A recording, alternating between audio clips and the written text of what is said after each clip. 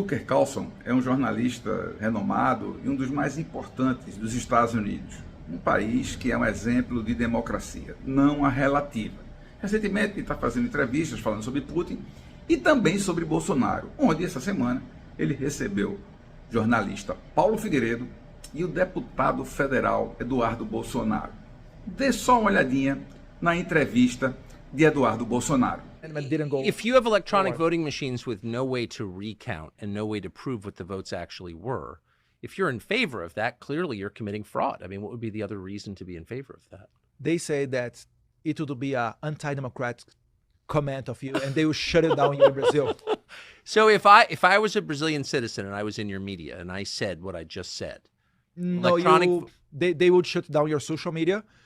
It's exactly what happened with Paulo Figueiredo. Paulo Figueiredo is someone like you, Tucker. Wait a second. I would not be allowed to say that in Brazil? If you say it would be only once. Only once? Only once. Then they're going to shut you down. And if you keep doing, they send the FBI to your house. And if you keep doing, they freeze your accounts. Just what happened with Paulo Figueiredo. That's why he's living here together with Alan dos Santos and Rodrigo Constantino. Paulo Figueiredo was used to have daily millions and millions of Brazilians watching him. Imagine you, Tucker, having like the best moment of your career in Fox News, and the Supreme Court justice says, okay, you cannot say that Lula is convicted. You cannot say that he has connection with Maduro and Daniel Ortega. You cannot say that he has ties with the PCC, the largest organized crime in Brazil. It happened. You can Google it. You're going to see that. Yes, I can imagine that, if that's the question. That's the question. But I can't imagine living in a society where you're just not allowed to say it anywhere. I mean, anywhere. So you're saying if I write that on X, if I broadcast it on a television channel, if I say it in a podcast, if I say it enough, I'll be shut down. Falou a verdade. Falou o que está acontecendo no Brasil. Lá pode falar. O Tucker ficou impressionado com o que estava acontecendo. Aqui no Brasil já começou a gritaria, né? Os sites jornazistas, o pessoal do Stalinácio, a galerinha que recebe do governo já começou a berrar. Mas não terminou aí. Não terminou aí. O Paulo Figueiredo veio e continuou. On prime time, we had millions of people watching it. It was the most watched political show in the country. And on December 30th of 2022, I received a call from someone that worked on a big social media company saying, well, we received a court order from the Superior Federal Court, the Supreme Court of Brazil, saying that we have 2 hours to take down your social media platform. And I had 1.5 million followers there on that specific one. And then I was like, wow, I'm not going to say the name because I don't want to expose the person that informed me. And I was like, wow. So I went live streaming and I said, look, so apparently I'm going to disappear. But later I found out because I got a call from a federal police officer saying, look, the order against you is broader. Apparently they ordered to freeze all your assets in the country.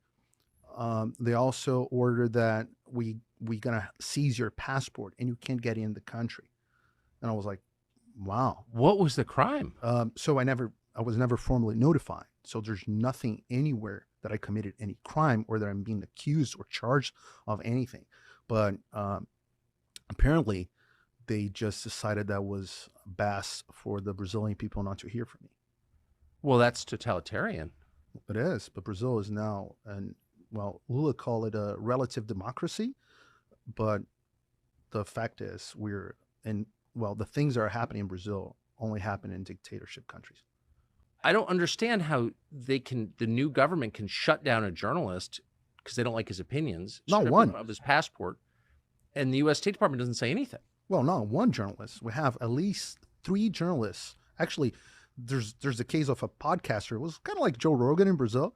This very liberal guy. Yeah. That was taken down as well. And he's living in the U.S. under asylum. And we have, I would say we have dozens of Brazilians living on political asylum in the United States right now.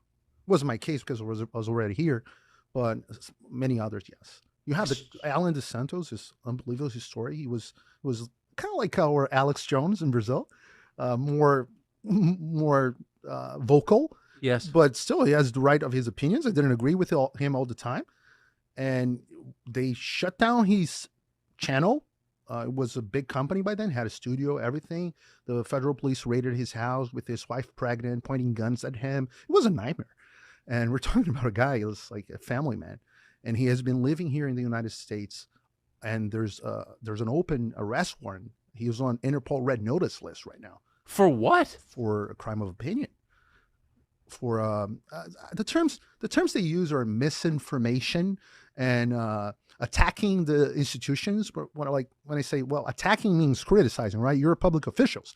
It's my duty as a journalist to criticize you. You work for us. Yes, you work for us. I don't work for you. So, but that's what happened to him. And there's Rodrigo Constantino, was my colleague, same state. É lógico que isso é um pequeno retrato do que está acontecendo no Brasil. E também é lógico que isso foi feito lá nos Estados Unidos. E esclarecendo mais ainda, quem está falando isso é o Paulo Figueiredo e o Eduardo Bolsonaro. Bem, pessoal, o mundo agora sabe o que está acontecendo no Brasil, mas a mídia aqui ainda continua, ó.